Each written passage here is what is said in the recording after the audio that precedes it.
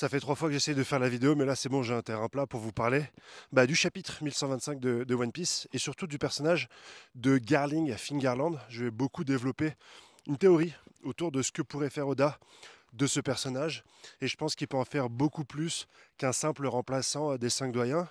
Pour vous expliquer un peu comment j'en suis arrivé à cette théorie que je vais vous parler en fin de vidéo, je dois valider avec vous plusieurs blocs pour voir si on est un peu d'accord sur les éléments qui vont m'amener tout doucement sur la route de ce que je vais vous raconter concernant Garling Fingerland, qui pour moi peut être l'antagoniste final du manga, et je vais vous expliquer pourquoi. Bien sûr, si tu aimes ce genre de vidéo, n'hésite pas à t'abonner, à actionner la cloche. C'est comme ça que je progresse et que je vois que vous appréciez ou non mon contenu. Ça monte un peu, donc à tout moment, je peux m'arrêter. Si jamais j'ai plus de souffle pour vous parler un petit peu de cette théorie. D'ailleurs, c'est ce que je vais faire parce que j'ai déjà fait 2-3 fois cette vidéo et j'ai pas réussi à tenir le rythme en parlant et surtout en marchant.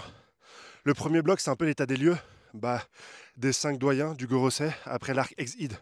Ils ont perdu sur tous les niveaux. Déjà au niveau des objectifs, ils ont perdu le Punk Record, ils ont perdu Mother Flame et ils ont récupéré York.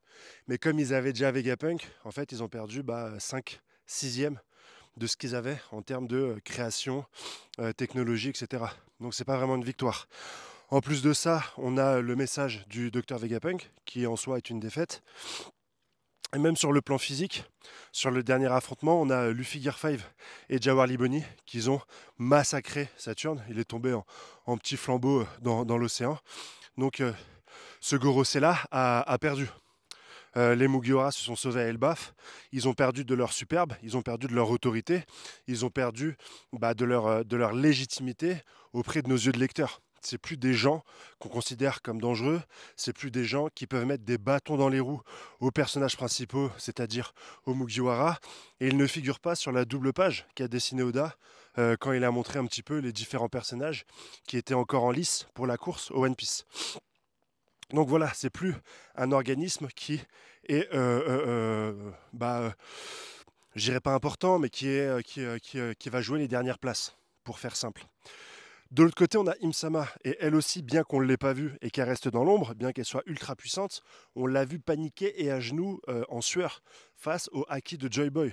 Donc même Imsama a perdu un petit peu de sa superbe. On voit aussi qu'elle perd son sang-froid, puisqu'elle va directement tuer Saturne, en lui enlevant très certainement le pouvoir qu'elle lui avait confié, un pouvoir qui rend immortel.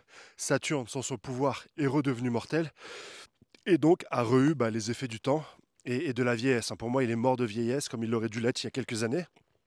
On apprend d'ailleurs, grâce à ce chapitre, qu'ils ne viennent pas tous forcément du siècle oublié. Ils ont pu être sélectionnés dans les 800 dernières années et profiter un petit peu du pouvoir de Imsama.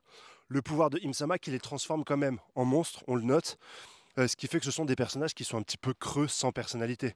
Ils agissent en groupe, 5 membres du Gorosei, sous les ordres d'Imsama. Ils sont éliminés si jamais ils ne répondent pas aux ordres, ce qui en fait pas des personnages vraiment charismatiques, indépendants, qui ont une volonté propre. Il faut bien comprendre un petit peu cet aspect-là pour la suite de ma théorie. Donc ils ont perdu. On leur enlève donc de la superbe. Et 2, eh bien manifestement, c'est pas des gens qui ont leur propre volonté. Dans un manga comme One Piece, la volonté est hyper importante pour le haki, pour le fait d'évoluer dans l'histoire, etc. Une fois que tu as validé ces 2 points-là, tu vois Garling Fingerland, qui va rejoindre le Gorosei, qui lui fait partie d'une organisation, les Chevaliers Divins, bien qu'en dessous, hiérarchiquement, du Gorosei, c'est une organisation qui n'a subi pour le moment aucune défaite.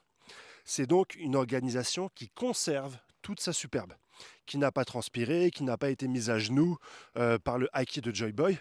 C'est des personnages flambant neufs qui, à nos yeux, paraissent menaçants. Paraissent menaçants pour Dragon, paraissent menaçants pour nous.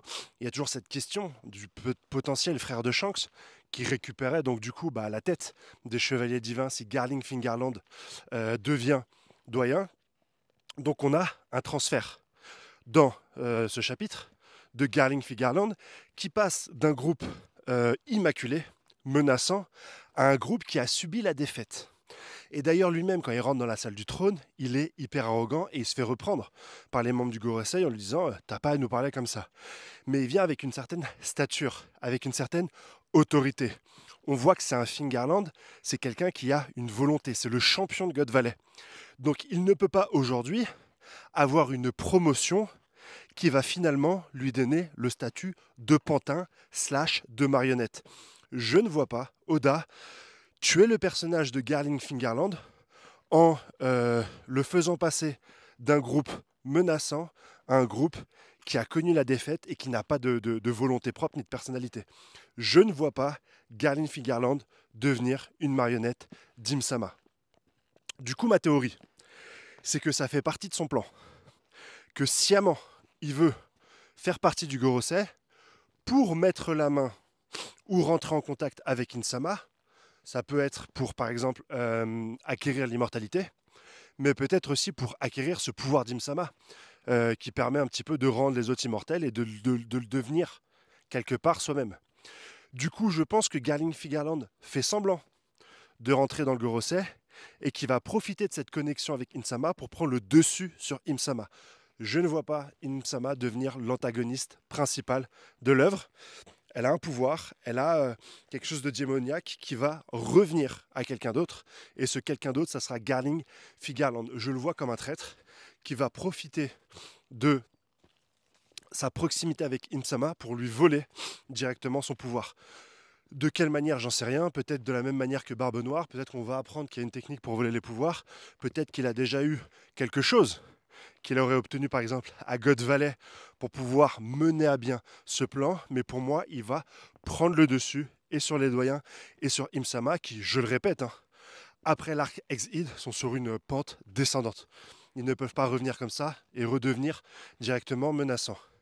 Maintenant, quand on regarde le personnage de Garling Fingerland, il est très lié quand même à God Valley. Une ville qui a disparu.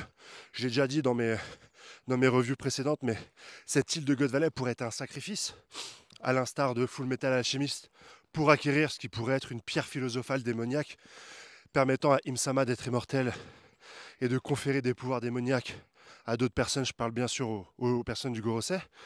Mais voilà, Garling Fingerland était sur cette île de God Valley à sacrifier. Et sur cette île, il y a aussi un autre personnage qui a disparu, c'est Xebec. Et je me demande si Xebec n'a pas réussi à prendre possession du corps de Garling Fingerland. On le voit avec des lunettes, ce qui montre qu'on n'est plus capable de voir ses yeux. Et je me dis donc, c'est peut-être finalement un corps qu'une coquille vide. Et ce qui serait, à mon avis, une manière intelligente d'introniser Xebec en boss final de l'œuvre, en prenant le corps de Garling Fingerland et la puissance de Im-sama. Ce qui me fait aussi aller vers cette théorie, c'est que Garling porte le symbole de la lune, qui est quand même le symbole parfait pour être l'antagoniste final de Luffy, qui représente lui le soleil. Et je vois mal un personnage représenter la lune faire juste partie des 5 doyens. Voilà pour la théorie que j'avais concernant ce personnage. N'hésite pas à me dire ce que t'en penses. S'il y a un des blocs, que ça soit le fait que le Gorosei ait perdu de sa superbe, que Im-sama ait perdu de sa superbe, que les cavaliers divins sont pour l'instant immaculés, que Garling Fingerland porte le nom en plus de Shanks Fingerland et qu'il ne peut pas être juste un des 5 doyens, et que un bon moyen de raccrocher un petit peu God Valley aux intrigues actuelles, parce que pour l'instant il n'y a rien qui rattache God Valley aux intrigues actuelles, mis à part qu'on veut voir Roger se battre contre Xebec, ce serait de faire revenir Xebec à travers le corps de Garling. Voilà pour la vidéo, désolé si c'est un peu saccagé, j'ai pas beaucoup de souffle, je suis malade. Je vous souhaite une excellente journée et n'hésitez pas à me dire en commentaire ce que vous pensez de cette théorie. Ciao, bonsoir.